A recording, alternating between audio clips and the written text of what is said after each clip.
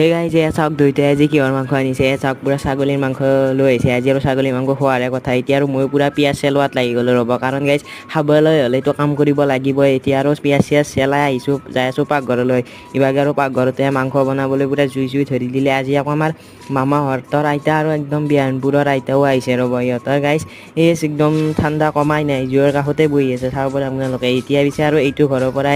আদা আৰু ৰেহুন লৈ আইতাহঁতক দিলোঁ ৰ'ব চেলাবলৈ মই অকল পিঁয়াজখিনিহে চেলালোঁ এতিয়া আৰু একদম ভাত চাত প্ৰথমতে বনাই ল'লে এইমাত্ৰ ভাতখিনি নুমাইছে পুৰা গৰম হাৱা ওলাই আছে চাব পাৰে আপোনালোকে এতিয়া আৰু গাইজ ফাইনেলি পুৰা মাংস বহাই দিলে এতিয়া আৰু গাইজ পুৰা মাংস খান হওঁতে পুৰা প্ৰায় এঘণ্টামান পুৰা ৰখিবই লাগিব ফাইনেলি গাইজ পুৰা একদম মাংসৰ আঞ্জা হৈ গ'ল এতিয়া যিহেতু আৰু গাইজ মাংসৰ আঞ্জা হৈ গ'ল সেয়ে আৰু এতিয়া আৰু ৰখি থকাৰ কোনো কথাই নাই সেয়ে আৰু ময়ো আৰু পুৰা ভাত খাব বহি গ'লোঁ ইভাগে মই বহিলোঁ আৰু সিভাগে দাদা বহিছে ৰ'ব তো এতিয়া মই ভাত খাই লওঁ তো আজিলৈ ইমানে আকৌ কাইলৈ লগ পাম।